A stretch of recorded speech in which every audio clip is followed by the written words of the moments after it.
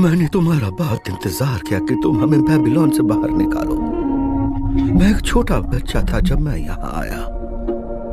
जिस पीढ़ी ने तुम्हें अपमानित किया था वो खत्म हो चुकी है, और अब उनके बच्चे के बच्चे भी तरस गए हैं एक घर देखने के लिए जिसे उन्होंने पहले कभी नहीं देखा। तुमने अपने देवता से बात कर ली यिर्मयाह। जब बेबीलोन को 70 साल पूरे हो जाएंगे, मैं तुम्हारे पास आऊंगा और अपना वादा पूरा करूंगा और तुम्हें वापस इस धरती पर लाऊंगा।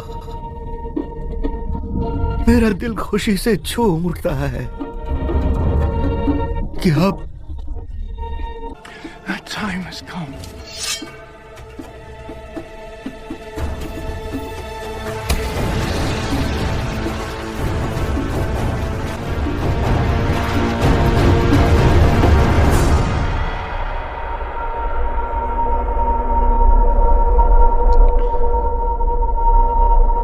बिन बुलाए आए पागल बूढ़े हो तुम।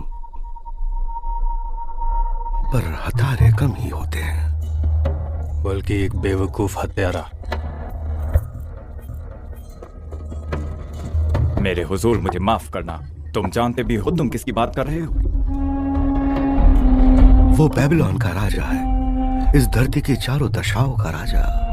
कुरुश, अगर पुरानी पर्शियन भाषा में कहे तो उसने मेरे अधिकारों को जब्त कर लिया था।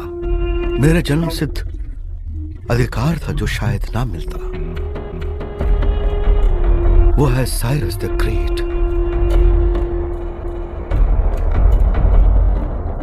हमें अकेला छोड़ दो।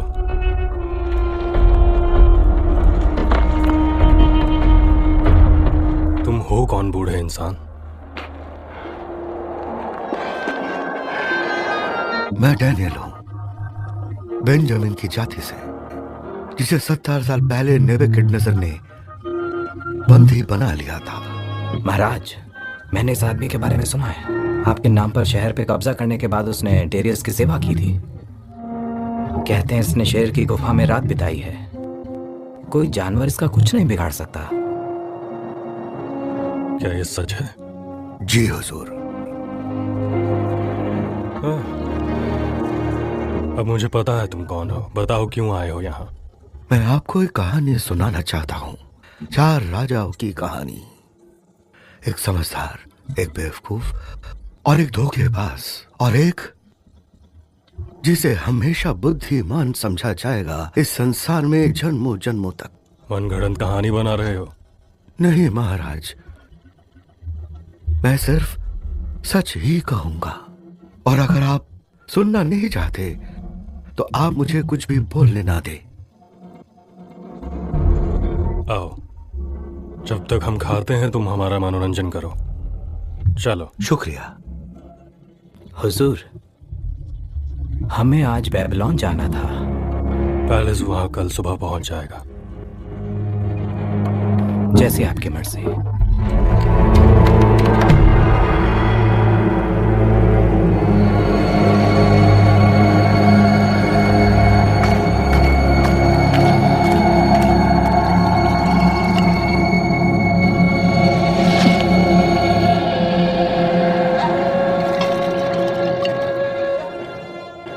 मैं नहीं ले सकता मेरे हुजूर।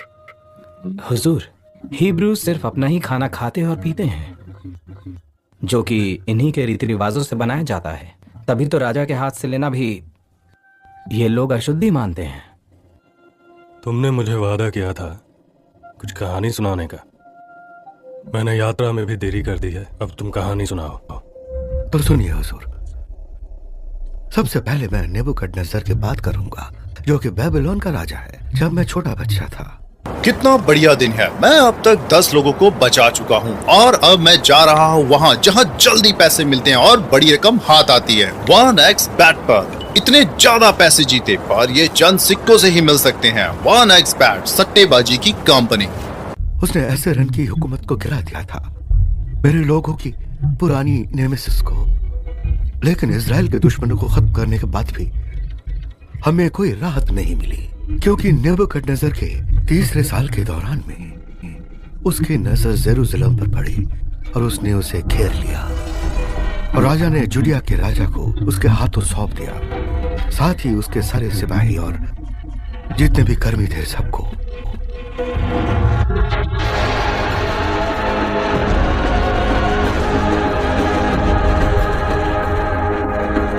जब उसके साथी बेबीलोन में आए तो नेबुकदनेस्सर ने एस्फराज को हुक्म दिया, जो उसका खास आदमी था, कि वो कुछ इजराइलिटीज को चुन ले, कुछ खानदानी परिवारों से, कुछ ऐसे नौजवान जिनमें कोई शारीरिक कमी ना हो, जिनमें हर तरह का काम सीखने की योग्यता हो, जिनमें से एक मुझे चुना गया।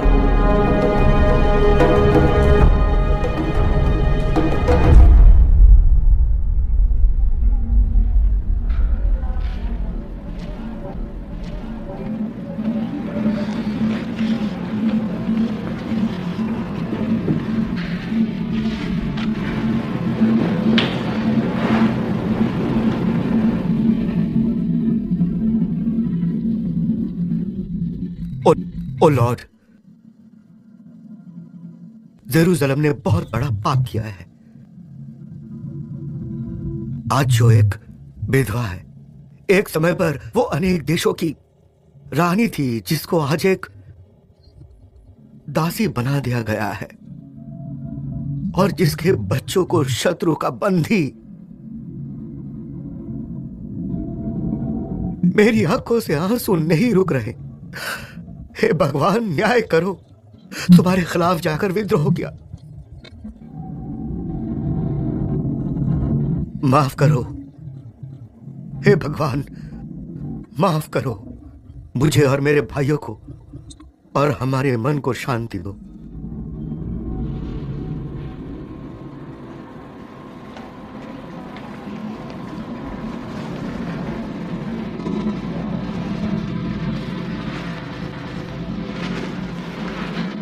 मुझे जेरूसलम की याद आ रही है।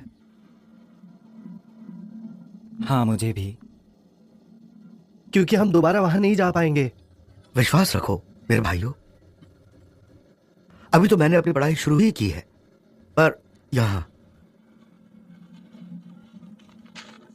प्रॉफेट जेरेमाया हल्काया के बेटे ने लिखा है कि हम बेबीलोन के राजा की सेवा करेंगे 70 सालों तक। 70 साल तो बहुत समय होता है। हमारे गुनाहों की सजा। और अगर हम इसे झेल भी लेते हैं तो हम बहुत बूढ़े हो चुके होंगे।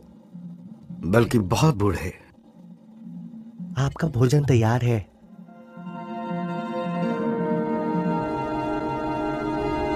लेकिन उन्होंने हमें से 10,000 ही क्यों लिया और हमारे बाकी लोगों को वहीं छोड़ दिया? हाँ, देखो उन्होंने किसे लिया है, विद्वानों को, रानियों को, सेनापतियों को और हमारे परिवारों को। ये बेबीलोनियन की विजय प्राप्ति का तरीका है कि राजाओं को निकाल फेंको और फिर आराम से हुकूमत करो। उन्होंने हमारे नाम बदले, ये सोचकर कि हम अपने भगवान को भूल जाएंगे, और कपड़े ताकि हम उन जैसे लगने लगे। इन्होंने हमारा सब कुछ बदल दिया है। हमें एक दूसरे से एक वादा करना होगा कि हम इन जैसे कभी नहीं बनेंगे। मेरे भाई, ऐसा वादा बेकार है, क्योंकि है हम तो इंसान ही। हमें जो वादा करना है वो है कभी अपने भगवान को ना भूलने का और उसके आज्ञाकारी रहने का। और ऐसा करने में हम बाहर से कैसे दिखते हैं वो फर्क नहीं पड़ता। यहाँ रखो इसे।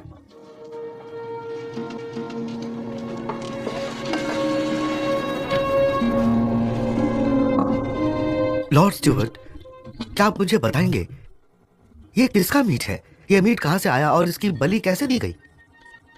ये सारी भेड़ें महाराजा के झुंड की हैं।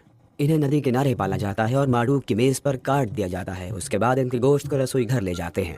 और ये जानवर भी राजा के ही हैं। इन्हें अपनी मर्जी का खाना खिलाया जाता है। और ऐसा कहा जाता है कि राजा के कसाई अपने शिकार की चमड़ी उधेड़ देते हैं ताकि राजा अपने दुश्मनों की चमड़ी उधेड़ के उन्हें खा सके और पहले से भी ज्यादा ताकतवर बन सके। ये गोश्त बेहतरीन पकवानों में से एक है। पर किसी किसी के लिए, सबके लिए नहीं। हम ये मीट नहीं खा सकते क्योंकि हमारे भगवान ने हमें इसे खाने से मना किया है। सुअर साफ नहीं होते, ना उसका हम मांस खाएंगे ना उसका शव, नहीं कुछ भी ऐसा जिसे भगवान के आगे बलि दी हो अपने अलावा। पर महाराज अपनी हुकूमत के रीति रिवाज नहीं बदलेंगे सिर्फ तुम्हारी हसरतें पूरी करने के लिए। तुम लोग ये बात जान लो। और ना ही हम उनसे कहेंगे। पर ये तुम्हें खाना पड़ेगा।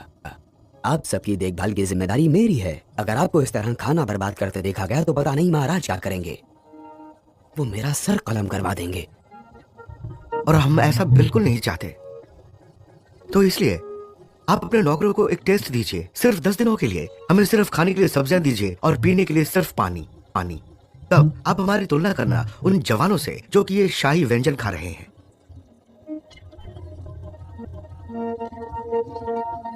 10 दिन। हाँ 10 दिन। और अगर उसके बाद भी तुम्हारे हालात में कोई बदलाव ना आया तो? फिर जैसा आप चाहेंगे।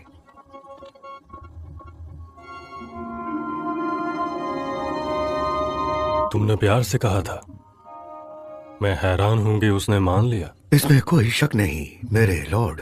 हमारी बात सुन के उसका पूरा दिल पिघल गया।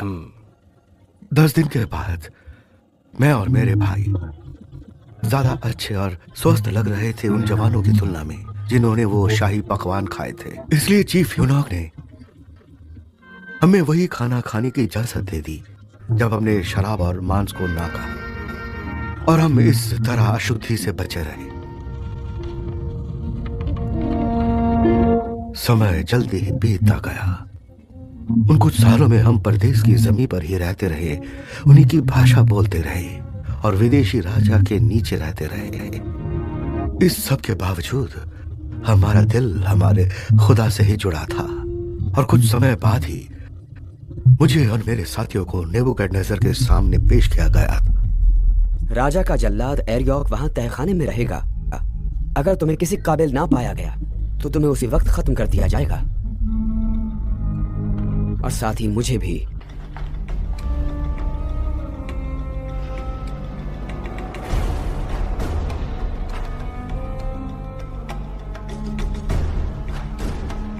Lord King,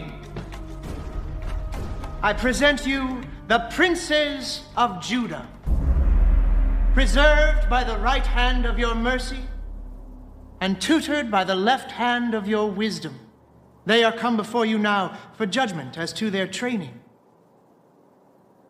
They are Belteshazzar, Shadrach, Meshach, and Abednego. Who am I? You are Nebuchadnezzar, son and heir of Nabopolassar, king of Babylon. You have destroyed Nineveh the mighty, seat of Assyria, and taken from her hand the scepter of nations. You are the commander of commanders and king of kings, from the rising of the sun unto its setting in the western sea, and beneath heaven. तुमसे ताकतवर और कोई नहीं।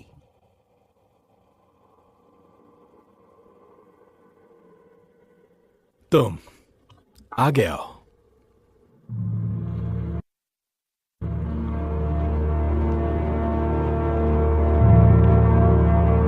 तुम मेरे दुश्मन के बेटे हो। मैं तुम्हें अपने कोर्ट में क्यों रहने दूं? कोई भी एक वजह बताओ। क्योंकि आपने हमारे लोगों की जान बख्शी थी जिन्हें आपको सौंपा गया था। और प्रॉफिट जरमया के शब्द हमारे कानों में पड़ते हैं और कहते हैं, और यही हमारे सिर्फ हमारे भगवान लॉर्ड ऑफ इज़राइल सभी को कहते हैं जिन्हें जेरूसलम से निकालकर बेबीलोन भेजा गया था। घर बनाए और वहां बस गए, खेती बाड़ी की और वहीं खाने लगे, शादी करते हैं और बच्चे पैदा करते हैं, और वो सब शहर की खुशहाली चाहते हैं जिसके लिए उन्हें निकाला गया था। भगवान से दुआ करते हैं कि अगर वो खुशहाल होंगे तो आप भी खुशहाल होंगे। This is good. तो तुम्हारा खुदा अब तुम्हें मेरी सेवा करने को कहता है? हाँ, मुझे पालतू कुत्तों की जरूरत नहीं है। अब तुम मुझे सच बताओ, चाहे मुझे ये सुनकर अच्छा लगे या ना लगे। महाराज, अगर ऐसी बात है तो मैं सिर्फ सच ही बोलूंगा। अगर आप उसे सुन ना पाए तो आप मुझसे कुछ नहीं पूछेंगे।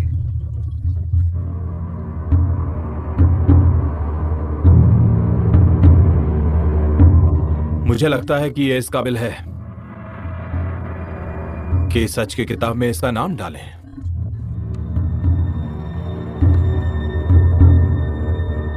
उसकी बातों में सच्चाई थी। एक पुराना दुश्मन भी अच्छा सलाहकार हो सकता है अगर वो विश्वास करने योग्य हो तो। और एक अच्छा राजा इस लायक होता है कि चुन सके किस पर विश्वास करना है। क्या तुम क्रेशस नहीं, लीबिया के राजा और दुनिया के सबसे अमीर आदमी, जिसके नाम से ही उसकी शोहरत का अंदाजा लगता है, जिसकी कोई तुलना नहीं। मैं ही हूं। ऑरेकल ऑफ डेल्फाई के शब्दों को सच मान के मैं साइरस से जंग लड़ने चला गया और जंग हार गया। साइरस ने मुझे और मेरे परिवार को माफ कर दिया। मैं उसका शुक्रगुजार हूं। ऐसे सच्चे काउंसलर्स कम ही होते हैं। जैसे नेबुकदनेस्सर एक समय पर आया करता था जब उसके बेबीलोनियन पार्षद, मजाई, सॉर्सरर्स, डिवाइनर्स, मैजिशियंस और एस्ट्रोलॉजर्स उसकी मदद नहीं कर पाते थे।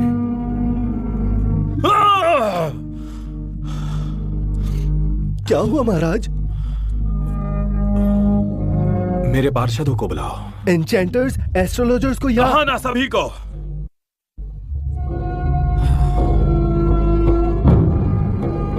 महाराज, आपके शुभ चिंतक हाजिर हैं। हुक्म कीजिए और समझिए। हो गया। मुझे एक सपना आया जिसने मुझे परेशान कर दिया। मैं जानना चाहता हूं इसका क्या मतलब है। महाराज, आप हमें अपना सपना बताइए, हम अर्थ निकालेंगे। नहीं, फिर मुझे तुम जैसे विद्वानों की क्या जरूरत? हाँ, ऐसे ज्ञानी जिन्हें पहले से कुछ पता ही ना हो, जादूगर जो सिर्फ बच्चों को ही खुश कर पाए, या फिर वो जो सिर्फ उतना ही काम करे जितना मैं कहूं। नहीं, मैंने जो सपना देखना था सो देख लिया। अब उसे पहचानना और बूझना तुम्हारा काम है। लेकिन महाराज, अगर आप बताएंगे आपने क्या सपना देखा तभी तो हम अर्थ निकालेंगे, जैसा हमेशा करते हैं। हाँ, हमेशा। मैं जानता हूँ तुम लोग समय खराब कर रहे हो और मुझसे निकलवाना चाहते हो कि मैंने क्या देखा, लेकिन मैं नहीं बताऊंगा। पर महाराज, इस धरती पर कोई ऐसा इंसान नहीं जो वो करते जो आप कह रहे हैं। और ऐसे सवाल तो आज तक किसी राजा ने नहीं पूछा। ये बात तो सिर्फ देवताओं को मालूम हो सकती है, और जब हम पूछते हैं तो वो जवाब ही नहीं देते। पर मैं चाहता हूँ कि तुम उन्हें पूछो और जवाब मांगो, या उनसे भीख मांगो कि वो तुम्हें ऐसी कला प्रदान करें कि तुम सब कुछ जान सको। अब जब मैं एक राजा हूँ तो मैं कसम खाता हूँ कि अगर सूर्योदय तक मेरे सपने के बारे में तुमने खोज नहीं की और कोई हल नहीं निकाला तो उसी वक्त मैं तुम सबको बोना बना दूंगा। अब तुम जा सकते हो अभी।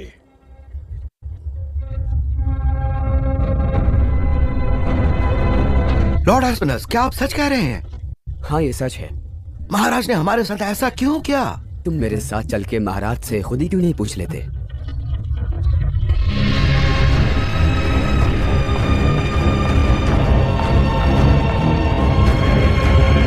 महाराज की जय। क्या? बेल्टेशाज़र आपसे कुछ पूछना चाहते हैं। बोलो। महाराज, आप जुग जुग जिए। मैंने आपका हुक्मनामा सुना। मेरी गर्दन पर तलवार रख दी जाए, अगर मैं आपके सपने को ढूंढ कर ना निकाल पाऊं तो मुझे बस थोड़ा समय और चाहिए, ताकि मैं और मेरे दोस्त भगवान को दुआ कर सके। और देखिएगा, वो हमें जरूर आपका सपना ढूंढने में मदद करेंगे। समय नियुक्त है और बदला नहीं जा सकता। सूर्योदय होने पर फैसला लिया जाएगा। अब तुम जा सकते हो। और अब हम सीधा शाम को मिलेंगे, क्योंकि तुम्हारा और बाकी सबका नसीब एक जैसा ही होगा। और जब तुम लौटो तो याद रखना अपने दोस्तों को भी साथ ले आना। क्या मैं इनके साथ सिपाही भेजूं महाराज?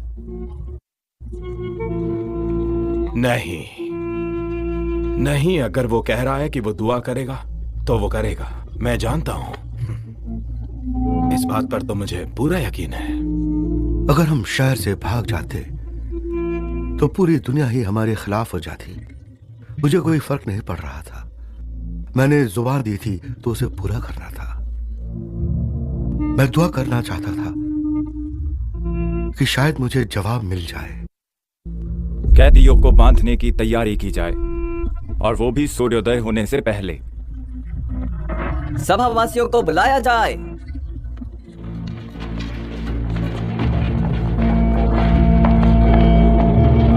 महाराज, आप अमर रहें।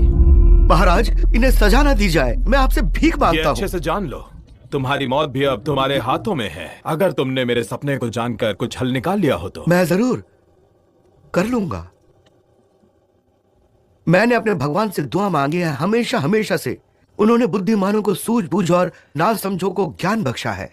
वो गहरी से गहरी सच्चाई भी जानते हैं और मुझे सब बताया कि आपने उनसे क्या पूछा, और उन्होंने मुझे राजा के नजरिए के बारे में बताया।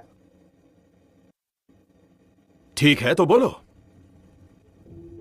जब आप अपने बिस्तर पर लेटे थे, आपने देखा कि आपके सामने एक बहुत बड़ी प्रतिमा थी, दिखने में बहुत ही खूबसूरत।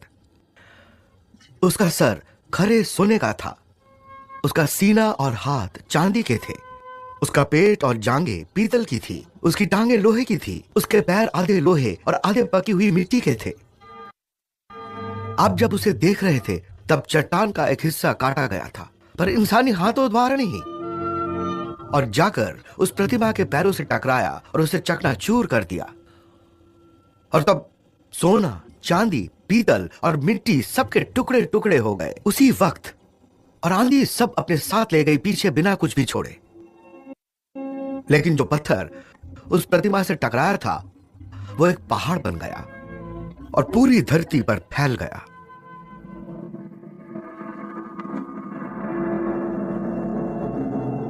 तुमने वो कर दिखाया जो मुझे कहा गया था कि नामुमकिन है। अब ये रहस्य मेरे सामने आ चुका है, इसलिए नहीं कि मैं बाकियों से ज्यादा समझदार हूं, बल्कि इसलिए क्योंकि भगवान आपको आपके सपने का मतलब समझाना चाहते थे।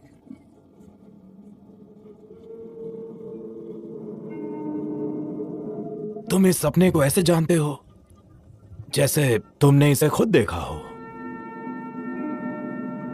इसका क्या मतलब? आप महाराज, आप भी राजाओं के राजा हैं। स्वर्ग के भगवान ने ही आपको अधिराज्य दिया है और ताकत और हिम्मत दी है, और आपके हाथों में ही उन्होंने मानवता को सौंपा है। उसने ही आपको इस देश पर राज करने भेजा है, क्योंकि आप ही खरा सोना हो।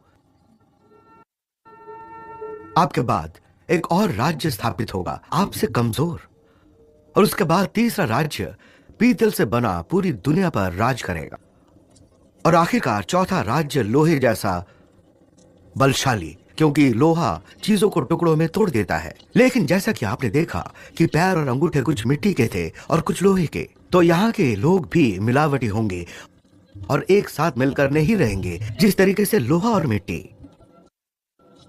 और उस समय के राजाओं के दौरान स्वर्ग के भगवान एक राज्य रचेंगे जो कभी भी नष्ट नहीं किया जाएगा। वो उन सब राज्यों को नष्ट कर डालेगा और खत्म कर देगा, पर खुद हमेशा सेहतमंद रहेगा। भगवान ने राजा को दिखा दिया है कि भविष्य में क्या होने वाला है। यह सपना सच है, और ये सारी की सारी व्याख्या भी सच है। मैं सोने का प्रधान हूं? जी हां महाराज, आप सोने के सरताज हैं। यह सच है कि तुम्हारा भगवान भगवानों का भगवान है, राजाओं पर राज करने वाला और सारे रहस्यों को खोलने वाला।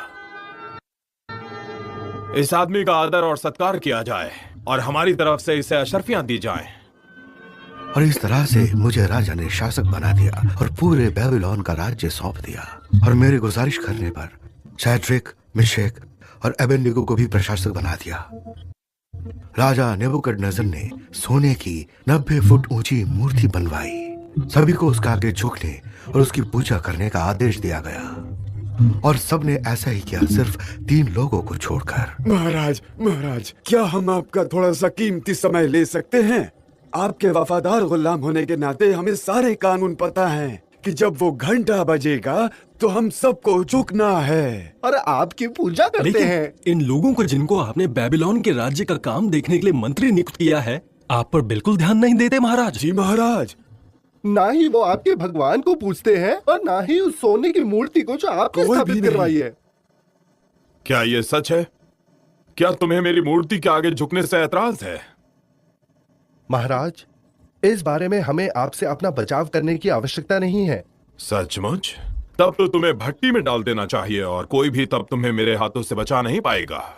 अगर हमें भट्टी में फेंका तो हमें पूरा यकीन है हमारे भगवान हमें बचा लेंगे। और अगर उसने हमें नहीं बचाया तो आप ये जान लीजिए महाराज कि हम आपके भगवानों की पूजा नहीं करेंगे और ना ही आपकी मूर्तियों की। बहुत हो गया। You dare to defy me? Let the furnace be heated sevenfold. Bind them and cast them into the fire.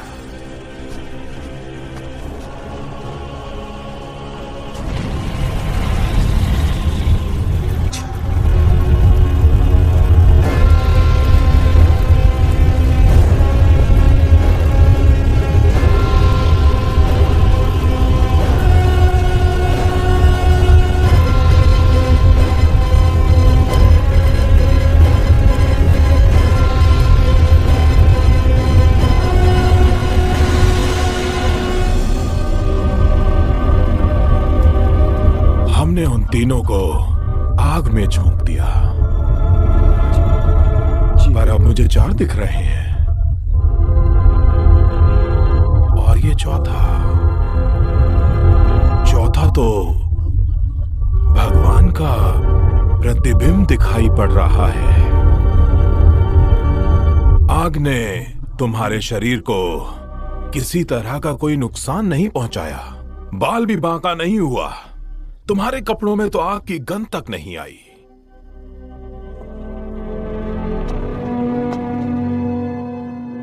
तारीफ है तुम्हारे उस खुदा की जिसने अपने सेवक को बचाने के लिए अपने मसीहा को भेजा। तुम्हें उस पर विश्वास था, तुमने मेरे हुक्म की पालना नहीं की, तुम अपनी जान देने को भी तैयार हो गए, किसी और के लिए नहीं बल्कि अपने खुदा के लिए।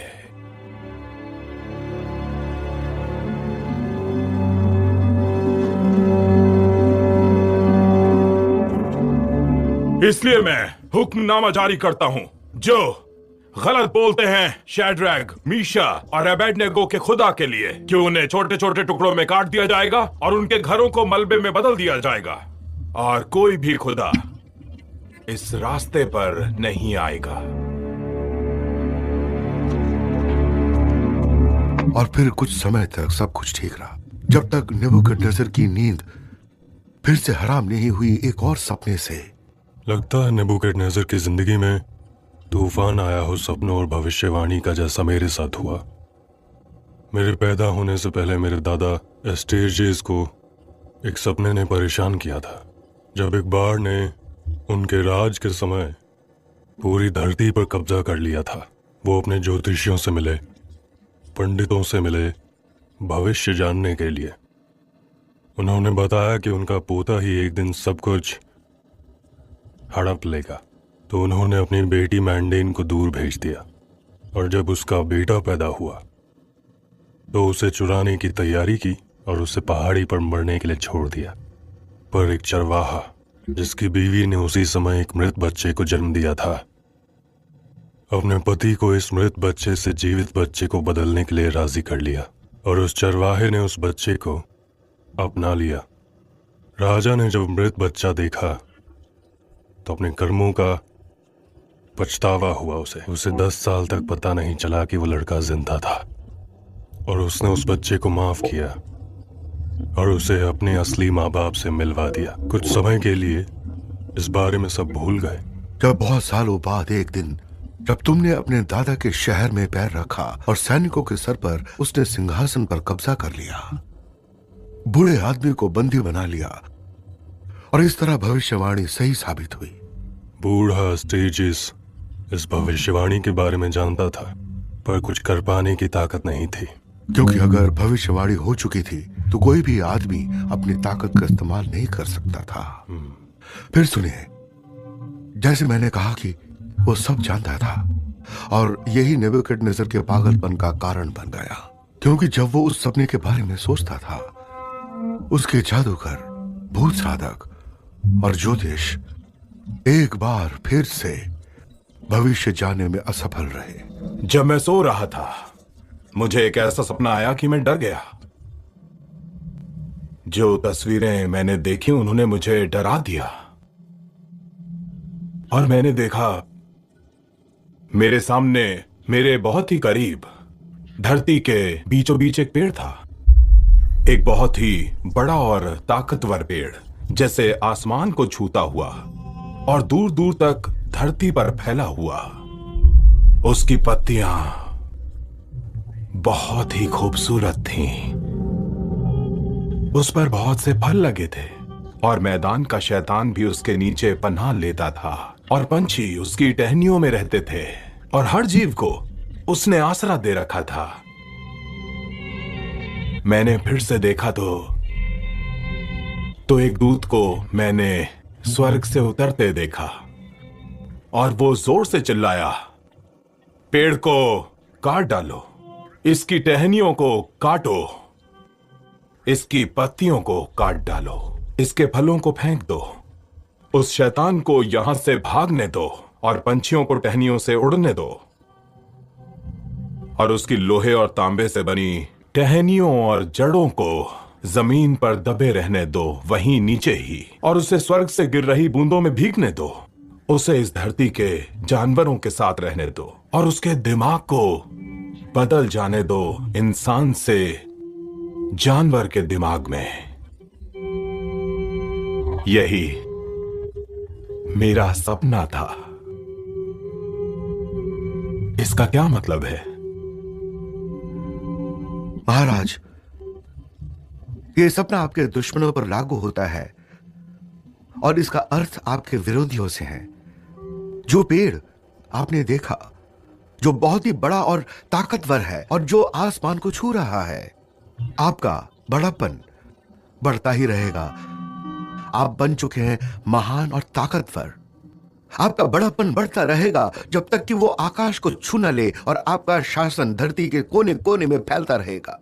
पर आपने एक दूत देखा था, एक खुदा का बंदा जो कि स्वर्ग से उतर रहा था और कह रहा था, इस पेड़ को काट दो और बर्बाद कर दो, लेकिन लोहे और तांबे से बनी इसकी जड़ों को छोड़ दो इस मैदान में और इसके जड़ों को जमीन में ही रहने दो और उसे स्वर्ग से गिर रही बूंदों में भीगने दो और इसे जंगली जानवरों की तरह जीने दो। यही इसकी व्याख्या है महाराज, और यही है आदेश जो उस परवरदिगार ने आपके लिए फरमान निकाला है। आपको इंसानों से दूर कर दिया जाएगा और आपको जंगली जानवरों के साथ रहना होगा। आपको भेड़ों की तरह ही घास खानी होगी जब तक आप ये न समझ ले इंसानों के राज्य में उसका आदेश सबसे उच्च कोटि का माना जाता है, जो किसी की भी इच्छा पूरी कर सकता है। जड़ों को छोड़ देने का आदेश देने का मतलब है कि आपका राज्य आप ही के पास रहेगा जब आप मान लेंगे कि उसी का हुक्म सर्वश्रेष्ठ है। इसलिए महाराज, मेरी सलाह को मान लीजिए। अपने पापों को धोने के लिए वही कीजिए जो सही है और अपनी क्रूरता को छोड़ पीड़ितों पर दया करें। उस परमात्मा को ढूंढिए, शायद वो मिल जाए। तो हो सकता है कि आपका ये यश हमेशा यूं ही बना रहे।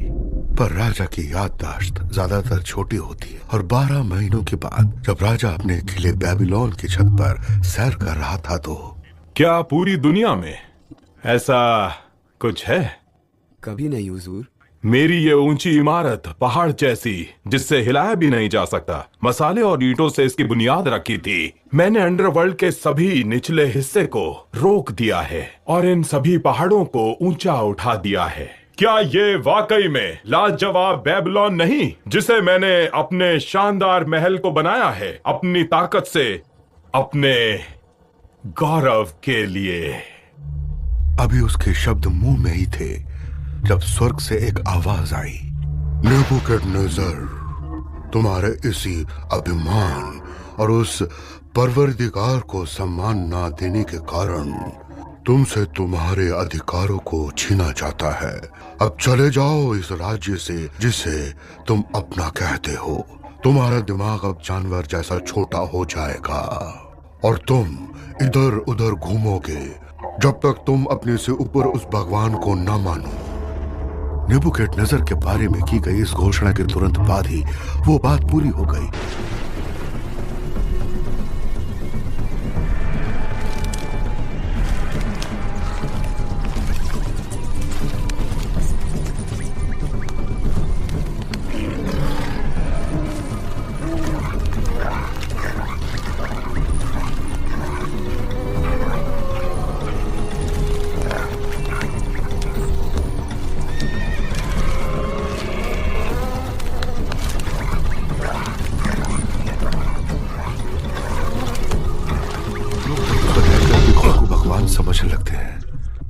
वो भी अपने आप को खुदा समझने लगा था और सोचने लगा था कि वो स्वर्ग पर राज करेगा।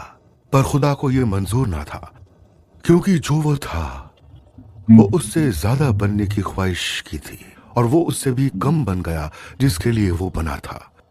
खुद को इंसान से ऊपर समझता था और वो इंसान से भी कम बन गया। वो एक जंगली जानवर बन गया। उसने जंगलों में अकेले अपना गुजारा कैसे किया?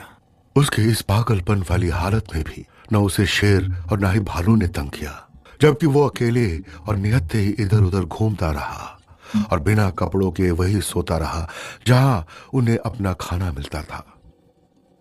एक दिन उसे अपने से ऊपर वाले का सामना करना ही होगा।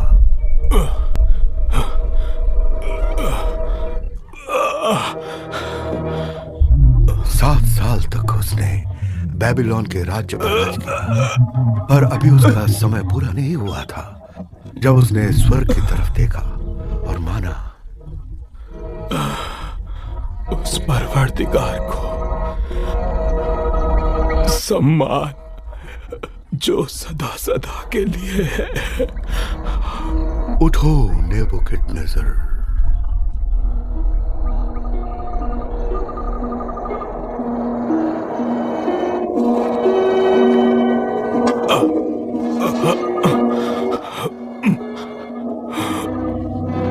वही उसी राज्य का शासक है।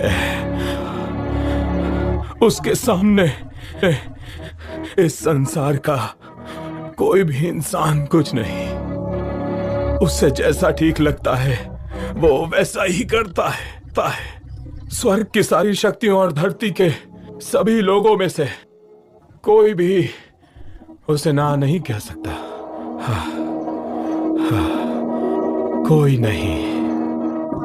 कोई ना नहीं बोल सकता।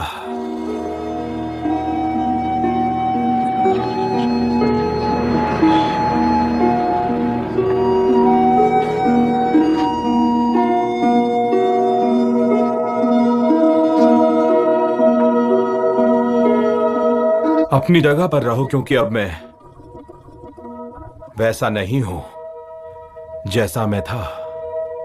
इस बात को दर्ज कर लिया जाए कि मैं तारीफ करता हूं, पूजा करता हूं स्वर्ग के उस भगवान की, क्योंकि जो भी वो करता है वो सब ठीक है और उसके सभी रास्ते सही हैं, और जो उस पर चलते हैं उन्हें वो विनम्र बनाता है। और इस तरह से नेबुकदनेस्सर अपने शासन में वापस आ गया और फिर कुछ समय बाद वो इस दुनिया में नहीं रहा। फिर बहुत से राजा आए, इस राज्य में कोई भी ज्यादा देर तक टिक नहीं पाया। पर तुम बताने वाले थे कि बेबीलोन का अंत कैसे हुआ। बता रहा हूं। आखिरकार हम कहानी के अंत तक तो पहुंचे जहां मैं कुछ बताना चाहूंगा, चाहे ही मैंने सब कुछ जीता हो पूरब से पश्चिम तक। बेबीलोन ने मुझे हमेशा आकर्षित किया और मैंने उसकी घेराबंदी कर दी, क्योंकि बेबीलोन के खजाने में इतना अनाज था जो सालों तक चल सकता था, और उसके किले, दीवारें, दरवाजे ऐसे थे कि कोई नौसिखिया भी उसकी रक्षा कर सकता था। दीवारें इतनी ऊंची कि नापी ना जा सके, मुंडेर इतनी चौड़ी कि उन पर रथ गश्त लगा सकें। वहां पहुंचने से पहले नदी और खाई को लांघना पड़ता था। मेरे जैसे बूढ़े सिपाही की धड़कन रुक सकती थी। तो एक रात जब मैं नीचे लेटा था, नींद आ नहीं रही थी मुझे। मेरे मन में एक विचार आया, कहां से आया मैं जानता नहीं, जैसे किसी फरिश्ते ने मेरे कान में कुछ कहा हो। पर यूफ्रेटिस नदी जो बेबीलोन की तरफ बहती थी, अपने साधारण स्तर से ऊपर उठ गई और बांध और पत्थरों को घेर लिया। पर अगर बांध पूरे खोले होते और पत्थर टूटे होते तो वो नदी जो शहर के दिल से होकर बहती थी वो बर्बाद हो जाती। एक सेना जो आक्रमण के लिए तैयार थी सूखे नदी के किनारे शहर में आ सकती थी, उन दरवाजों के नीचे से जो जहाज रोकने के लिए बने थे जब नदी का स्तर साधारण होता था। और मुझे एहसास हुआ कि मुझे तो एक चाबी दी गई है बेबीलोन का मुकाबला करने के लिए, जैसे कि पूरी दुनिया में पूरे इतिहास में मैं ही था जिसे वो विचार आया। बस जानना था कि हमला कब करना है। एक रात जब बेबीलोन में हर आदमी, छोटे से छोटा और राजा खुद भी भगवान के सम्मान में इतनी पी लेगा जो ज्यादा कुछ नहीं, सिर्फ बेकार पड़ी मूर्त थे और उनकी रक्षा नहीं कर सकते थे। मेरी बात गौर से सुनो और मैं तुम्हें मेरी कहानी के दूसरे राजा के बारे में बताऊंगा। बेलशाज़र, बेबीलोन का राजा, बेवकूफ भी और शैतान भी एक ही साथ।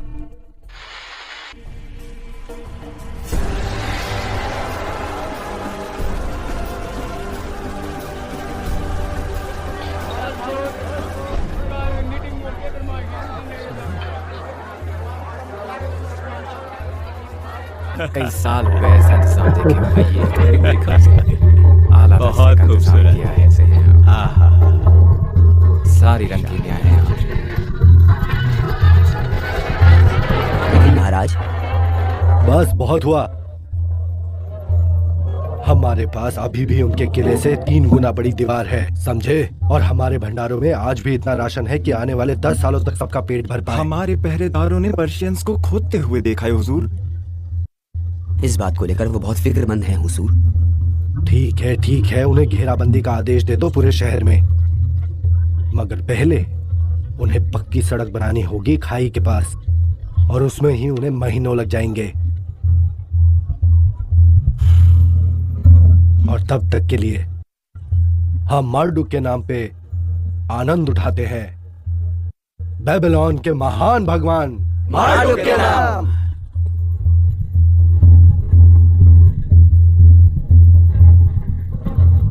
इन बर्तनों में मजा नहीं आ रहा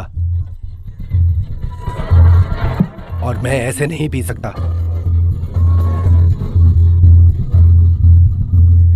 मेरे लिए जेरूसलम के मंदिर से जाकर सोने के बर्तन लेके आओ। लेकिन हुजूर, क्या उन बर्तनों का इस्तेमाल करना सही होगा? हुजूर, माफ कीजिएगा लेकिन इन बर्तनों को बहुत ही धार्मिक माना जाता है, इसलिए अगर आप... हाँ, शायद जेरूसलम में, उस घटिया रेगिस्तान में वो झूठा भगवान के लिए,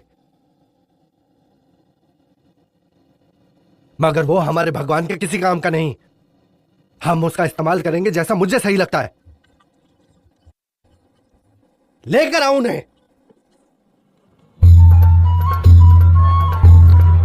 बहुत खूबसूरत है।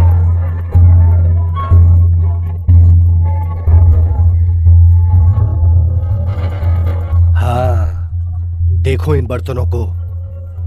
जेरूसलम में ये बस भगवान की पूजा करने के लिए इस्तेमाल किए जाते हैं, मगर अब बैल और मेंढे के खून की जगह इसके अंदर शराब बहने दो। मैं खून का भक्षक नहीं हूं, मगर मैं शराब का दीवाना हूं। मजे करो। मार्डुक के लिए, हमारे शहर के भगवान के लिए, मार्डुक के नाम, और हमारी सोने चांदी से बनी मूर्तियों के नाम, पीतल और लोहा, लक्कड़ और पत्थर, हमारी खुशी में हिस्सा लो और हमारे शहर की रक्षा करो।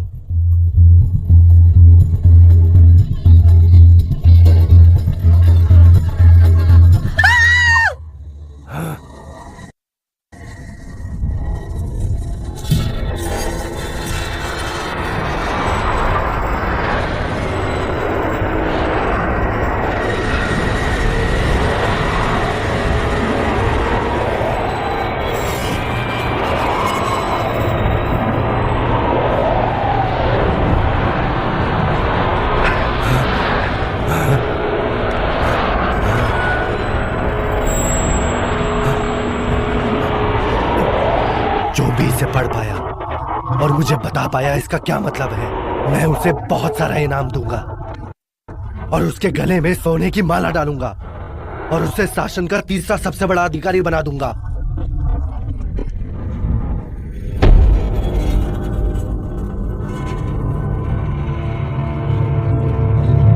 और सारे बुद्धिमान राजा आने ही लग पड़े, मगर कोई नहीं बता पाया कि क्या लिखा था और ना ही राजा को उसका मतलब समझा पाया।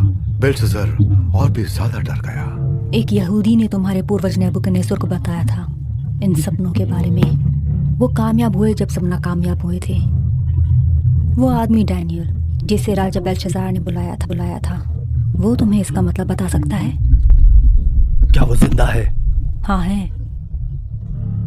उसे मेरे पास लेकर आओ बिना कोई नुकसान पहुंचाए। अगर उसने ये पढ़ लिया तो हमें जल्द पता लगने वाला है।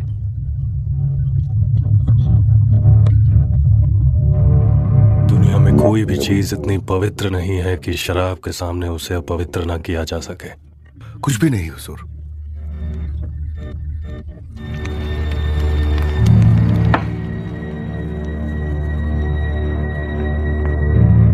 मैं क्या सेवा कर सकता हूँ हुजूर? तुम डैनियल हो, उन बंधकों में से एक जिन्हें मेरे पिता जूडा से लाए थे। हाँ मैं वही। मुझे बताया गया है कि तुम व्याख्या करने में माहिर हो और कठिनाइयों को सुलझा सकते हो। अगर तुमने उस दीवार पर लिखा हुआ पढ़ लिया तो तुम्हें जुमानी कपड़ों में सजाया जाएगा और तुम्हें सोने की माला पहनाई जाएगी और तुम्हें शासन का तीसरा सबसे बड़ा ओहदा दिया जाएगा। बहुत समय पहले मैंने तुम्हारे पूर्वज नेबुकदनेस्सर को पहले ही बता दिया था कि मैं उसे सिर्फ सच ही बोलूंगा और अगर उसे वो सुनना नहीं होगा तो उसे मुझसे कुछ पूछना ही नहीं चाहिए। तो फिर यही बेहतर होगा कि तुम भी मुझसे कुछ मत पूछो। नहीं, एक राजा के लिए ये हैरानगी की बात है कि कोई भरी सभा में उसके खिलाफ लिखे। किसी इंसान ने ये नहीं लिखा है और कोई इसे सुलझा नहीं पा रहा। मुझे बताओ इसका क्या मतलब है? मेरे किसी काम आओ या मारे जाओ। ओ राजा, सबसे ऊंचे सम्राट ने तुम्हारे पिता नेबुकदनेस्सर को महानता और महिमा प्रदान की, मगर जब उनके मन में खोट आ गया, उन्हें उनकी गद्दी से हटा दिया गया था और सारे अधिकार छीन लिए गए थे। उन्होंने ये नहीं मान लिया कि सबसे ऊंचा वो परमेश्वर है सारे राज्यों से बढ़कर, जबकि तुम्हें ये सब पता है। तुम्हें उन्हें ये विनती करनी चाहिए थी। इसके बजाय तुम उस परमेश्वर के खिलाफ खड़े हो गए। तुम्हारे पास उसके मंदिर का सामान पड़ा है। तुमने पत्थर, लकड़, तांबा और लोहे के भगवानों की पूजा करी। उनके बजाय ये बर्तन सबसे सर्वशक्तिशाली के लिए बने थे और उन्हें तुमने अपनी शराब पीने के लिए इस्तेमाल किया। क्या तुम परम परमेश्वर की चीजों को इस्तेमाल करके उसे नीचे दिखाना चाहते हो? क्या तुम उसे बंदी बनाना चाहते हो? गुलाम बनाकर उसे मारना चाहते हो? क्या तुम उसकी आंखें निकालना चाहोगे? उसे भिखारी बनाकर अपने टुकड़ों पर पालना चाहते हो? ऐसा तुम तभी कर पाओगे जब उस सर्वशक्तिमान की मर्जी होगी, और यही है उसका जवाब तुम्हारे लिए। और वो परम परमेश्वर तुम्हें अपने दुश्मनों की तरह ढेर कर देगा। उसने तो अपनी तलवार से अपनी परी की भी जान ले ली थी। तब उसने ये शब्द लिखे थे, मैंने, परमात्मा ने तुम्हारी सत्ता में रहने के दिन लिखे हुए हैं, और वही उसे अंत तक भी ले आया। देख, तुम्हें तराजू में तोल दिया गया है और तुम्हारी जरूरत है। तुम्हारा राज्य बढ़ चुका है। मेडिस और पर्शियन को दे दिया गया है।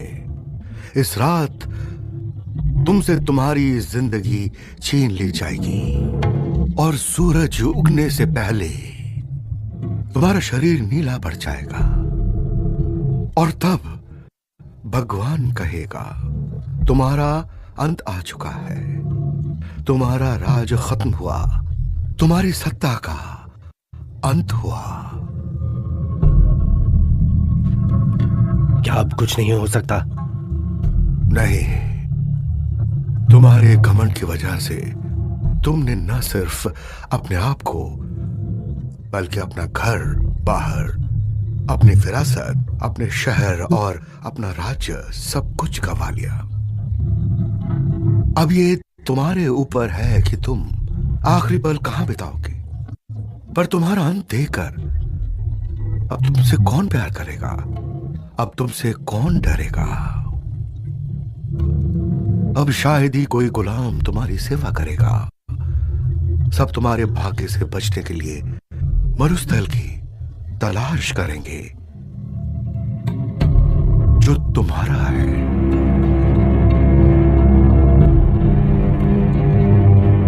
मैंने जो कहा था वो करो।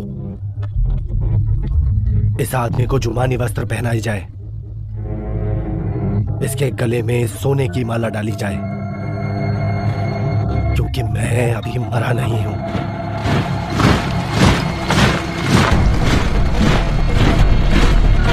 राजा डेरियस की जय हो।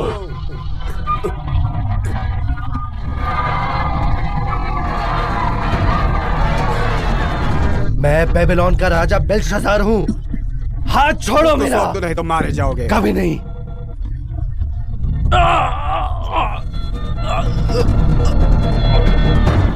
साइरस को यह पैगाम भेज दो कि शहर पे कब्जा कर लिया गया है। उनके कहे के मुताबिक यहाँ की हुकूमत मैं चलाऊंगा। तुम्हें अंदाजा है तुम्हारे सामने कौन खड़ा है?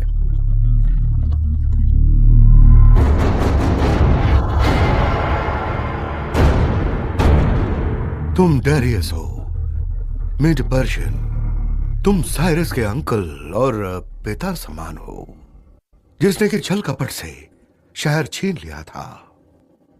विजय के अधिकार से आप सब राजा हैं। हाँ, और तुम बेबीलोन के अफसर हो। मैं तुम्हें क्यों ना मारूं? यह बात सच है कि मैंने बेबीलोन की सेवा की है नेबुकदनेस्सर के दिनों में, जिनकी मैंने अपने दिलो जान से सेवा की थी। पर आज रात से पहले मैंने किसी और राजा की सेवा नहीं की। यह कैसे मुमकिन है?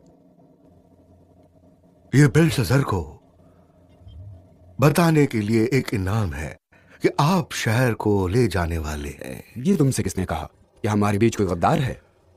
यह मुझे भगवान ने बताया था। उस दीवार पर लेखन लिखने के लिए उसने अपने देवदूत को भेजा। ये सच है।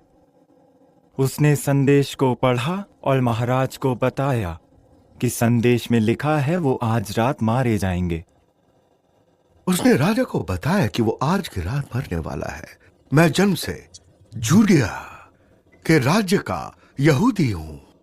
मैंने अपने पुरखों की सेवा की है, इसलिए जो परमात्मा को ठीक लगता है वो मुझे बताते हैं। मैं कैसे मान लूं कि भगवान ने तुम्हें मेरे आने के बारे में बताया? अगर मैंने झूठ ही बोलना होता तो क्या मैं यही चुनता झूठ बोलने को? आपके गहरे रहस्य को और कौन बता सकता था? और समय से पहले पता होता कि तुम्हारी जीत होगी, और इतने निश्चित तौर से किसे पता होता कि तुम बेल्शाज़ार की हत्या करोगे। और तुम ऐसा कैसे कर सकते थे जब तक उस भगवान की मर्जी ना होती? ये सब भगवान के हाथ में नहीं है कि जीत और आपदा कैसे देनी है।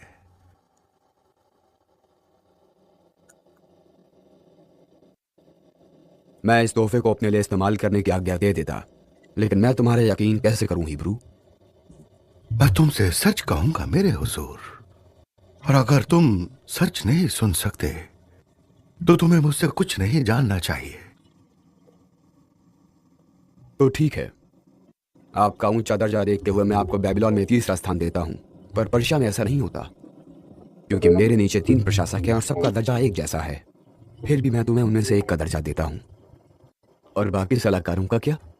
उन्हें मार दो। अगर वो अपने पुराने मालिक के वफादार हैं तो मेरे किसी काम के नहीं, और अगर वो उसके वफादार नहीं हैं तो मेरे वफादार कैसे होंगे?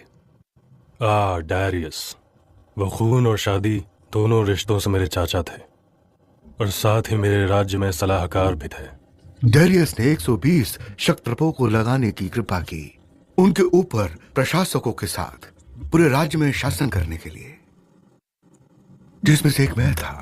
लेकिन लंबे समय से पहले मैंने खुद को प्रतिष्ठित किया। डैरियस ने मुझे पूरे साम्राज्य में स्थापित करने की योजना बनाई थी, जो दूसरों के बीच ईर्ष्या पैदा कर सकता था। हाँ मेरे हुजूर, इसलिए उन्होंने एक गुप्त मुलाकात बुलाई और मुझे बर्बाद करने की साजिश रची। क्या हम सुरक्षित हैं? किसी ने देखा तो नहीं? नहीं। हम शहर से बाहर इतनी दूर क्यों मिल रहे हैं? ताकि हमें ऐसी बातचीत करते हुए कोई और ना सुन ले। तुम्हें पक्का यकीन है किसी ने पीछा नहीं किया? क्या तुम्हें पूरा यकीन है कि तुम्हारा कोई पीछा कर रहा था? हमारे पास ज्यादा वक्त नहीं है। डैनियल हम पर नजर रखे हुए है। अगर ऐसे ही चलता रहा तो हमारा अंत निश्चित है। एक बार वो सत्ता में आ गया तो हमारी हर चाल पर नजर रखेगा। शायद हमें उसे खत्म करना होगा।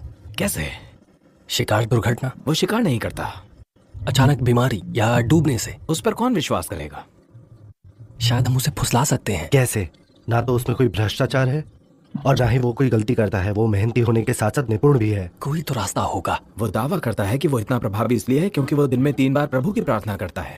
उसके अंदर उत्कृष्टता की भावना है और हर परीक्षा में वो वफादार साबित हुआ है। इतना ईमानदार कोई नहीं होता। इसके विपरीत मैंने अपने एक आदमी को कहा था, और वो भी बहुत बड़ी रिश्वत, पर उसने वो भी नहीं ली। ऐसा इंसान खतरनाक होता है। कब तक ये बात छुपी रहेगी कि हम ही चोर हैं और अपनी चोरियों को छुपाते आए हैं? जब तक उसका अपने भगवान पर पूरा विश्वास है तब तक हम उसके खिलाफ कोई आरोप नहीं ढूंढ पाएंगे। वो उसका अदृश्य भगवान, कोई वेदी नहीं, कोई मंदिर नहीं, कोई मूर्ति नहीं, जो कि सारी अच्छी बातों का दावा करता हो, फिर भी किसी तरीके से वो बुरा नहीं है। मैंने उसे अपनी खिड़की के सामने अपने घुटनों पर बैठकर प्रार्थना करते देखा है, जेरूसलेम को देखते हुए सुबह शाम, हमेशा ऐसे ही। तो फिर तो हमें उसे रोकना होगा। वो बिल्कुल नहीं रुकेगा। फिर हमें ये सुनिश्चित करना होगा कि ये जारी रहे। तुम्हारा मतलब ऐसा कुछ भी नहीं जो उसकी प्रार्थना को रोक सके? नहीं, कुछ नहीं। क्या होगा अगर उसकी भक्ति के लिए उसका दंड मौत हो? अगर हम पूरे 1 महीने के लिए उसकी प्रार्थना बंद करवा दे और फिर उसे तत्काल कारावास में डाल दे? बेवकूफ मत बनो, तब वो प्रार्थना नहीं करेगा। नहीं, बिल्कुल नहीं। मैं उसे जानता हूँ। वो अपने आप को उस भगवान की प्रार्थना करने से नहीं रोक सकता। 1 दिन के लिए भी नहीं, 1 महीना तो भूल जाओ। मुझे अब भी नहीं पता ये कैसे होगा। राजा जानते हैं कि डैनियल और उसके लोग प्रार्थना करते हैं, और वो भी सिर्फ एक भगवान की। इसीलिए हमें अपने उद्देश्य को छुपाने की आवश्यकता है। इससे ज्यादा सच्चाई की गवाही और कोई हो नहीं सकती थी। तुम्हारे कागजों में कुछ हेर फेर होता तो उन्हें पता लग जाता। मतलब उन्हें मेरे काम में कोई कमी नहीं लगी, ना ही गलती से और ना ही जानबूझकर। इसलिए वो मेरे प्रार्थनाओं को रोकना चाहते थे, पर क्योंकि भगवान की पूजा करना रिल्म के कानूनों के खिलाफ नहीं था, इसलिए उन्हें अपने उद्देश्य को छुपाना पड़ा। जैसे शहद के बर्तन में जहर। महाराज, हमें पता चला है कि यहाँ आज भी कुछ लोग हैं जो अभी तक बेबीलोन में पुराने भगवानों को पूजते हैं, इसी उम्मीद में कि उन्हें कोई अच्छा राजा जल्द ही मिल जाएगा। और उन्होंने आपकी सत्ता को आज भी नहीं अपनाया है। कौन है वो लोग? उन्हें मेरे सामने लाओ और मैं उन्हें खत्म कर दूंगा। उन्हें खोज निकालना इतना आसान नहीं है हुजूर, क्योंकि वो बहुत चालाक हैं और अपने इरादों को छुपाने की कोशिश करते हैं। और तुम उन्हें ढूंढ निकालने की योजना के बिना ही मेरे सामने आ गए। हम कभी ऐसा नहीं कर सकते हुजूर, बल्कि हमने बहुत मेहनत करके एक योजना तैयार की है जिससे कि सभी की वफादारी परखी जा सके। तो बोलो फिर। आपको एक आदेश देना होगा कि ना तो बेबीलोन में और ना ही पूरे साम्राज्य में कोई भी किसी आदमी या भगवान की पूजा नहीं करेगा, और पूरे 30 दिनों के लिए सिर्फ आपको पूजेंगे और किसी को नहीं। लेकिन उन देवताओं का क्या जिन्हें मेरे सेवक पूजते हैं? और ऐसे में सिर्फ आप ही उन्हें पूज सकते हैं और अर्पण कर सकते हैं। आप सब लोगों के सामने एक पुजारी की तरह खड़े रहेंगे और इसी तरह से आप स्वयं को देवताओं के प्रति अनुग्रहित करेंगे, क्योंकि पूरे महीने उनकी सभी पूजा आपसे ही होगी। और उनकी पूजा आपके माध्यम से जारी रहेगी, और बेबीलोन के सारे भगवान उस दौरान पूजा रहित रहेंगे और उनकी ताकत कम हो जाएगी। तुम ऐसा आदेश लागू कैसे करोगे? किसी भी परिवर्तन या तीर से पहले किसी को भी जाने की अनुमति नहीं होगी उस पूरी अवधि के लिए, सिवाय आपके। और अगर किसी ने भी आपके इस आदेश का उल्लंघन किया तो सूरज ढलने से पहले उसे शेर की गुफा में फेंक दिया जाएगा, अपराध के दिन ही। इस तरीके से उनके राजद्रोह के बारे में पता चलेगा और उन्हें एक ही बार में निकाला जा सकेगा। मुझे योजना मंजूर है। मैं इसको जारी करने का हुक्म देता हूँ। आपके हुक्म का पालन होगा हुजूर। हमने हुक्मनामा जारी करने की व्यवस्था कर ली है और हम इसे पेश कर रहे हैं। बहुत खूब, इसे यहाँ लाओ ताकि मैं अपनी मोहर लगा सकूं।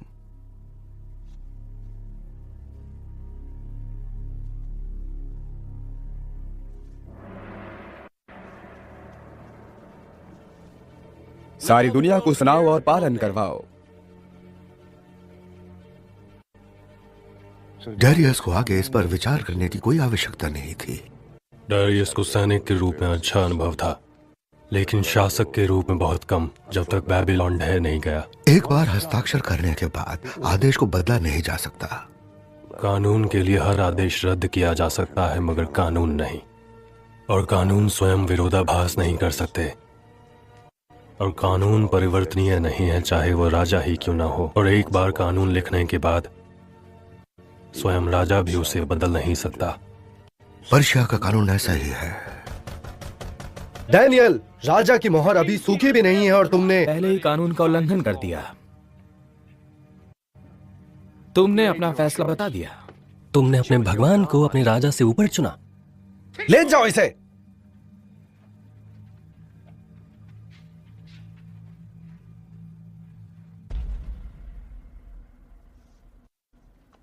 माफी हुजूर, मुझे ये बताते हुए दुख है कि किसी ने पहले ही दिन आपके हुक्म का उल्लंघन कर दिया है। उसे हाजिर किया जाए। उस कैदी को लेकर आओ।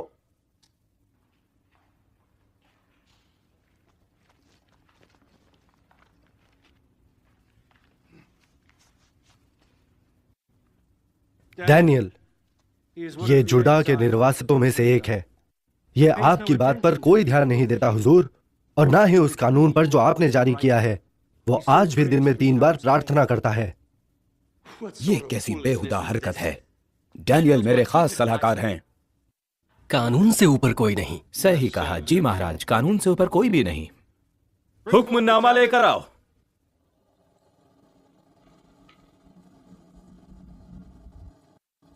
क्या ये आपका जारी किया हुआ फरमान नहीं है, आप ही के हस्ताक्षरों के साथ? ऐलान कर दिया जाए कि अगले 30 दिनों तक जो कोई भी किसी भगवान या इंसान की प्रार्थना करता है बजाय राजा डैरियस के, उसे शेर के सामने फेंक दिया जाएगा उसी दिन के अंतर्गत जिस दिन उल्लंघन का पता चलेगा। यह आदेश जारी किया जाता है मेरे यानी राजा डैरियस द्वारा, जो कि मीडीज और पर्शियंस के बादशाह हैं।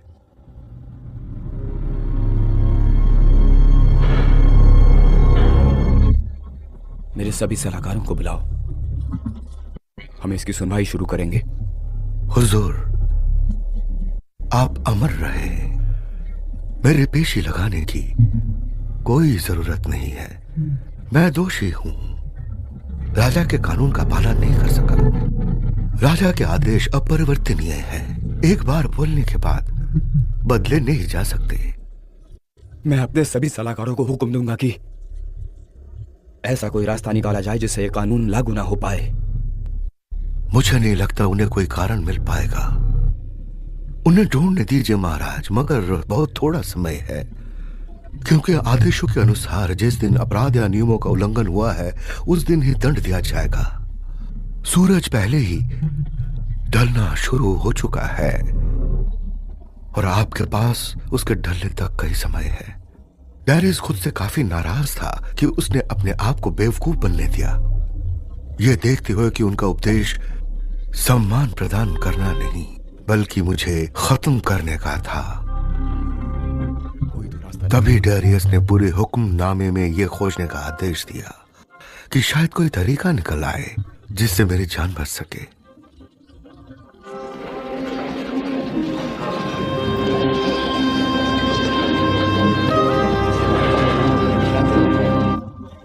वैसा ही हुआ जैसा मैंने सोचा था। मैंने ऐसा भद्दा कानून लागू करने से पहले आपसे सलाह क्यों नहीं ली? और अब मैं अपने ही कानून के आगे बेबस हूं। वो राजा जो कि अपने कानूनों का पालन न कर पाए, वो राजा अच्छा नहीं माना जाएगा। यह बात आपके दुश्मन जानते हैं और आपके खिलाफ इस्तेमाल कर रहे हैं। दुखी मत होइए हुजूर, ऊपर वाला नहीं चाहता कि मैं आपके हाथों से मरूं। अगर वो मेरी मौत लिखेगा तो वो उसके खुद के हाथों से होगी, आपकी नहीं। ये अधिकार सिर्फ उसके पास ही है।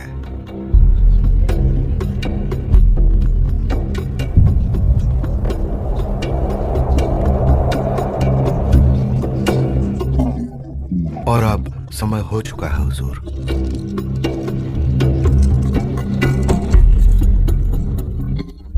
कि मैं आपके कानूनों का दूसरी बार उल्लंघन ना करूं। मैं तुम्हारे साथ चलना चाहूंगा डैनियल, एक आखिरी बार। जैसे आपकी इच्छा हुजूर। वो लोग जो चाहते थे कि मैं मारा जाऊं, मैं सिर्फ यही कहना चाहूंगा, मेरे पूर्वज अब्राहम इस धरती से आए थे और भगवान ने उन्हें कहा था कि मैं तुम्हें एक बहुत अच्छा साम्राज्य बख्शूंगा। मैं उन्हें आशीर्वाद दूंगा जो तुम्हें देंगे, और जो तुम्हें श्राप देंगे मैं उन्हें श्राप दूंगा। और उन्होंने मुझे पक्का श्राप दिया होगा, और उस श्राप के फल को फिर से जीवित कर सकते हैं। आपके लिए ये जाम राजा के अपने हाथों से। मैं इसे नहीं पी सकता महाराज, यह आपके भगवान का आशीर्वाद है, मेरा नहीं। ऐसा नहीं है डैनियल। मैं तुम्हारे लोगों के पास गया था और मैंने उनसे पवित्र शराब मांगी थी। इस बर्तन में वो पवित्र शराब नहीं है। यह आखिरी जाम हमारी दोस्ती के नाम। मेरे हुजूर,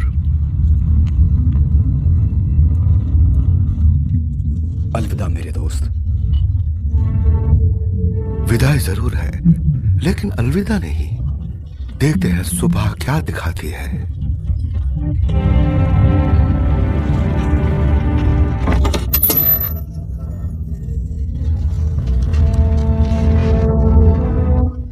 सुनो इज़राइल वालों, ये ही हमारा खुदा है। हमारा खुदा जीत गया।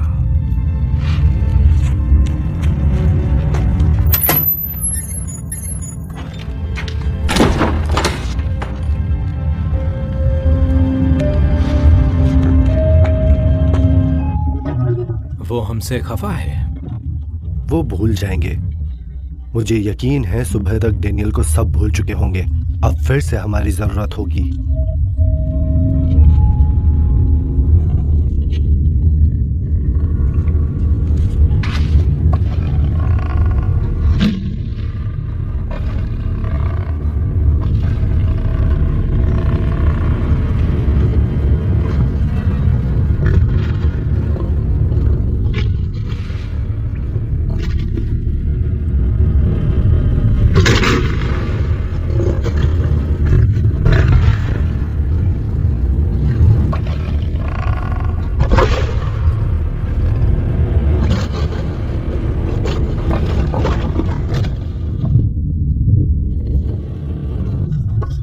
मुझ पर रहम करो भगवान।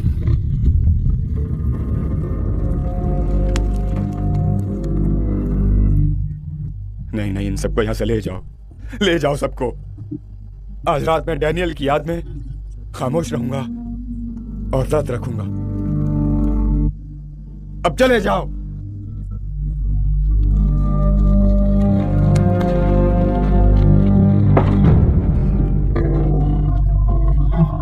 मुझ पर रहम करो भगवान।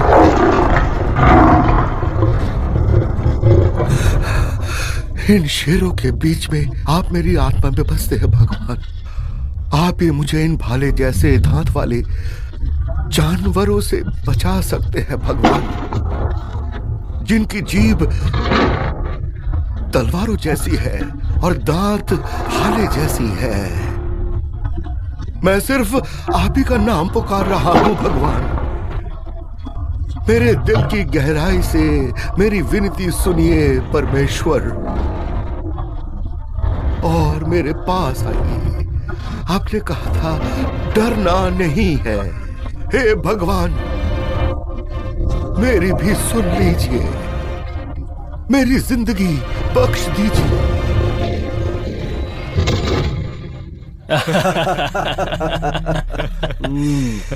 बहुत अच्छी योजना मेरे दोस्त। ये उन शेरों के नाम जो पक्षपात नहीं करते किसी के भी साथ।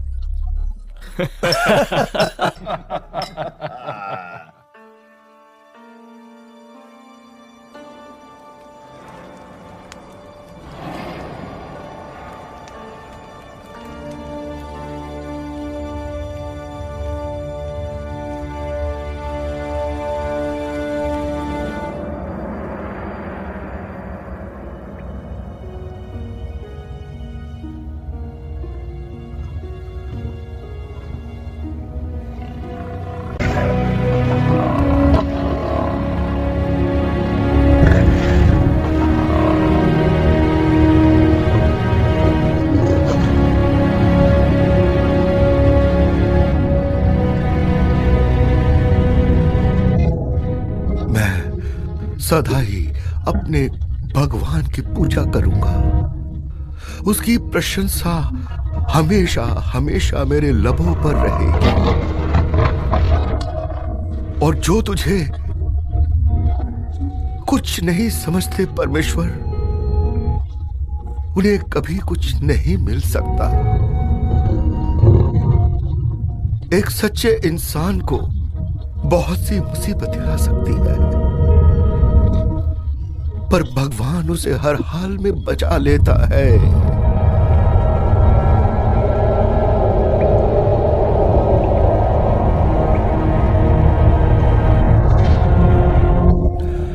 आपने मुझे शेरों के चंगुल से बचा लिया है, और मैं अपने सभी भाइयों को आपका नाम बताऊंगा। मैं सबके सामने आपकी तारीफ करूंगा। मेरे रास्ते से हट जाओ डैनियल, जो भगवान के सेवक हैं। क्या तुम्हारे भगवान ने तुम्हें बचा लिया?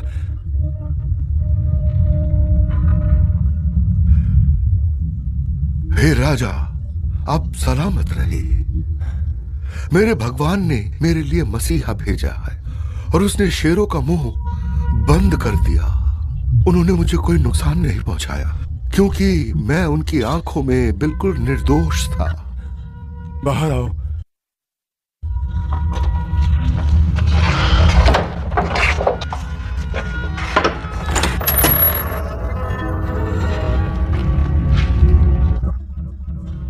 ये देखो, इनके जिस्म पर खरोंच का एक निशान भी नहीं, क्योंकि इन्हें अपने भगवान पर पूरा विश्वास था।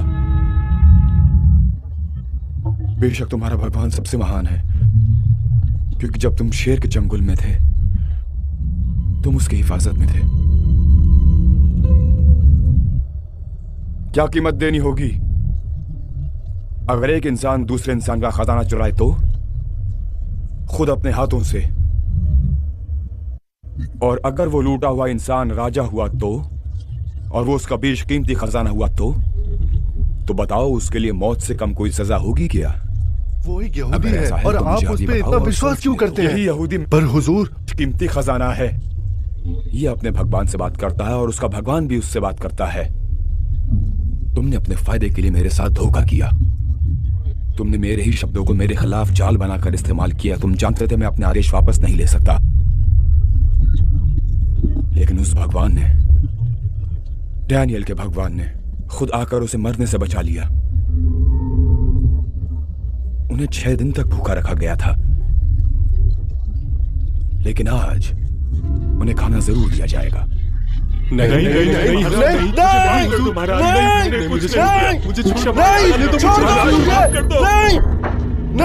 नहीं, बाहर निकालो, बाहर निकालो, मुझे जाने दीजिए। तुम्हें लगा मैं तुम्हें सजा नहीं दूंगा? ऐसा मत कीजिए। उन्होंने मुझे फंसाने के लिए जाल बिछाया था, और मुझे घोर संकट में डाला गया था।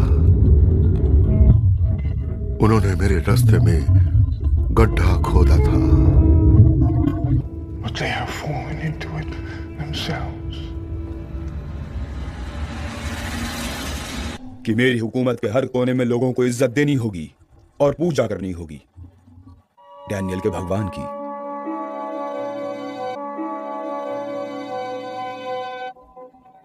क्योंकि आप वो देवता हैं जो सबकी रक्षा करता है। उस भगवान का राज्य कभी खत्म नहीं होगा और ना ही उसकी ताकत की कोई सीमा है। वो सबका रखवाला और पालनहार है। वो अपने चमत्कार दिखाता है स्वर्ग में और इस धरती पर भी।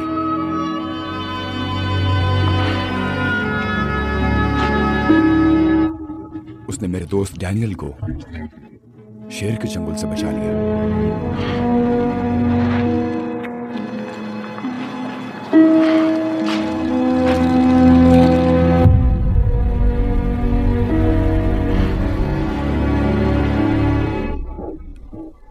इसलिए मैंने उसके पूरे शासनकाल में उसकी सेवा की। हालांकि उस जल्म को देखने के लिए हमेशा तरसता है। मैंने 70 साल इंतजार किया और मुझे पता था कि इस समय अब नजदीक है।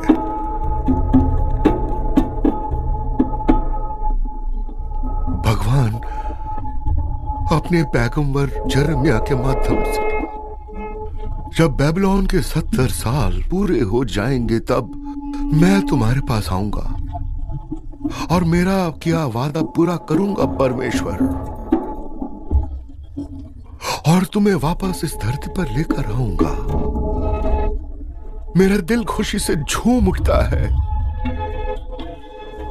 कि अब मेरा वक्त आ चुका है।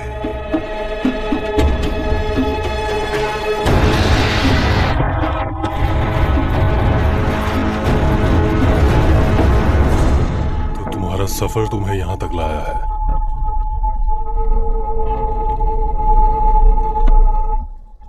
तुमने 3 राजाओं का नाम लिया, नेबुकदनेस्सर ताकतवर, बेलशस्सार बेवकूफ, डायरियस जिसे धोखा दिया गया। ये चौथा राजा कौन है? ये वही है जिसके बारे में स्क्रोल्स बातें करती हैं। ये वही है जिसे परमात्मा ने खुद चुना है ताकि वो महान और शक्तिशाली कार्य कर पाए। जब वो अपनी मां के कोख में गया उससे भी पहले। फिर सुनो, वो हुजूर गूंथे गए थे, वो भी 150 साल पहले। इनके लिए ये पैगंबर के शब्द है ईसाइया, आमोस का पुत्र। पूर्व से मैं हिंसक पक्षी की भेंट करता हूं जो दूर मैदानों से आया और मेरा उद्देश्य पूरा करेगा। जब मैंने वादा किया था कि मैं लेकर आऊंगा तो मैंने अपना वचन निभाया है। शिकारी पक्षी? भगवान का चुना हुआ ही उनका उद्देश्य बेबीलोन के खिलाफ पूरा करेगा। उसकी आन बेबीलोन के वासियों के खिलाफ होगी। वो अपने कर्मों को पूरा करता है उस रास्ते पर जिस पे पहले कोई नहीं चला है। सच कहा, मैंने कभी यूफ्रेटिस के क्षेत्रों को नहीं देखा और ना ही पश्चिम तक जब तक मैं उसे जीत नहीं आया। तुमने बिना घायल हुए अपने दुश्मनों को पकड़ लिया। उनके पास रैली करने की कोई शक्ति नहीं थी। तुम बिल्कुल घात में नहीं थे।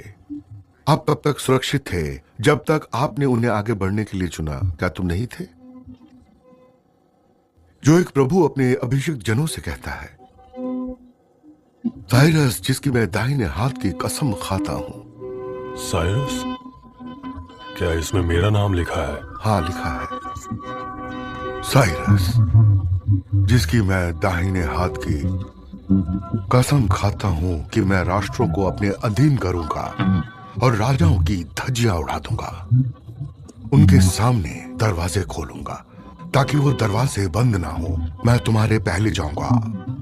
मैं ब्रोंज के सारे दरवाजे तोड़ दूंगा और लोहे के सलाखे काट डालूंगा। मैं तुम्हें अंधेरे का खजाना लेकर दूंगा, खुफिया जगहों की धनराशि, ताकि तुम्हें ये पता रहे कि मैं हूं परमेश्वर इज़राइल का, जो तुम्हें बुलाता है तुम्हारे नाम से। और जब तुमने बेबीलोन पर कब्जा कर लिया, उनके खजाने दुनिया में सबसे ज्यादा थे। जरूर वही थे और क्रीसस गवाही देगा। हाँ, सबसे शानदार। महाराज, क्या मैं आगे बताओ। साइरस, मेरे चुने हुए इज़राइल के दास जैकब की खातिर मैं आपको आपके नाम से बुलाकर आपको सम्मान की जगह देता हूं। मैं ही भगवान हूं। तुम चाहे मुझे नहीं पहचान रहे हो, मैं तुम्हें शक्ति दूंगा ताकि सूर्य के उदय होने से लेकर उसके अस्त होने के स्थान तक लोग जान सके कि मेरे अलावा और कोई नहीं। मैं ही भगवान हूं और कोई नहीं। और आप जानते हैं कि भगवान के पास ही वो शक्ति है जो राजा को बना सकती है और बिगाड़ सकती है। हाँ, मैं जानता हूं और ऐलान करता हूं। और आप राजा एक धारदार तीर की तरह हो, सर्वशक्तिमान के तरकश में छिपा हुआ, उपयोग के दिन के लिए संरक्षित किया गया। हाँ, मेरे जन्म का और क्या गवाह होगा, या मेरे अस्तित्व का, या मेरी सफलता का? कैसे समझाया जा सकेगा? मेरी पूरी जिंदगी मैंने अपने आप को देवताओं का चहेता समझा। क्या संभव है कि तुम्हारे देवताओं का भी चहेता था? आपने खुद ही अपने प्रश्न का उत्तर दे दिया है। लगभग 2 शताब्दियों के लिए स्क्रोल ने आपके आने का इंतजार किया है। ऐसा भगवान कहते हैं। मैं भगवान हूं जिसने सबको बनाया है, जिसने सारा स्वर्ग रचा, जिसने पूरी धरती को बसाया, जो झूठे नबियों के संकेतों को नियुक्त करता है और भव्यों को बेवकूफ बनाता है, जो ज्ञानियों की सीख को दरकिनार कर देता है और उसे बकवास में बदल देता है, जो जेरूसलम के बारे में कहता है कि वो आबाद होगा, जूडिया के शहरों में इसे बनाया जाएगा और उनके खंडरों को फिर से स्थापित करूंगा, जो कहता है साइरस मेरा चरवाहा है, मैं वो सब पूरा करूंगा जो मैं चाहता हूं। वो जेरूसलम के बारे में कहेंगे, मंदिरों का पुनर्निर्माण होने दो और इसकी नींव रखी जाए। मैं चाहता हूं। वो मुझे चरवाहा भी कहता है। मैं जो चरवाहे के हाथ से बचा था, चरवाहे के घर पर ही बड़ा हुआ था और सिर्फ अपने आप को मैं ही चरवाहा संबोधित करता हूं। और कौन ये जान सकता है सिवाय भगवान या उसके भक्त के? 70 साल पूरे हो चुके हैं हुजूर। 70 साल पूरे हो चुके हैं जब मुझे मेरी जन्मभूमि से उठाया गया था। बेबीलोन को उसकी सजा मिली है, तुमने उसे सजा दी है। सिर्फ एक चीज बाकी है, उसे मुक्त करना। महाराज, स्क्रॉल के कहे शब्द हमारे लिए एकदम अनजान साबित होते हैं। क्या हमें कम से कम उसकी पुष्टि नहीं करनी चाहिए? नहीं मेरे दोस्त, क्या तुमने कुछ नहीं सुना? क्या तुम सच को पहचान नहीं पाए सुनने के बाद भी? क्या तुम्हें लगता है कि डैनियल ने अपनी पूरी जिंदगी ये सोचने में बिता दी कि एक दिन वो मुझे धोखा देगा? तुम्हारे भगवान ने मुझे चरवाहा कहा और तुम्हारे लोगों के लिए मैं वही बनूंगा।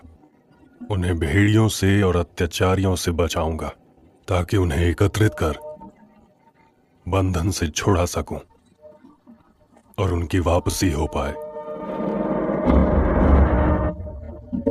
इसलिए मैं साइरस पर्शियन साम्राज्य का राजा कहता हूं कि जेरूसलम को दोबारा बनाया जाए। स्वर्ग के स्वामी भगवान ने मुझे पृथ्वी के सभी राज्य दिए हैं और मुझे नियुक्त किया है जेरूसलम में एक मंदिर बनाने के लिए जुडेया में। और यहां मौजूद हर व्यक्ति भगवान आपके साथ रहे। उसे जुडेया में जेरूसलम जाने दो और भगवान का मंदिर बनाने दो, इजराइल का भगवान।